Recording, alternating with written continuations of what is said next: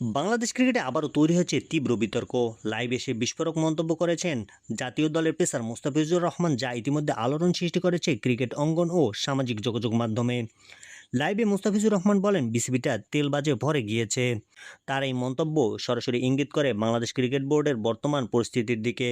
তিনি আরও অভিযোগ করেন, বিসিবির সভাপতি তামিম ইকবাল নাকি বিএমপিকে তেল দিচ্ছে। পাশাপাশি তিনি বলেন, তামিমকে তেল দেওয়ার জন্য বিসিবির লজিস্টিক ও প্রোটোকল বিভাগের সচিব মাসরুর হোসেনও যুক্ত হয়েছেন।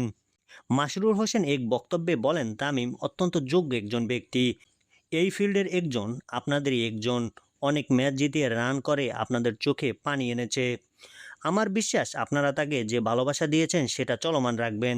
সে আপনাদের জন্য জান দিতে প্রস্তুত থাকবে, আপনাদের জন্য শতভাগ দিয়ে বোর্ডকে গর্বিত করতে পারবে। এই বক্তব্যকে নিয়েও কড়া প্রতিক্রিয়া জানান মোস্তাফিজ। তার মতে এটা তেল ছাড়া আর কিছুই না।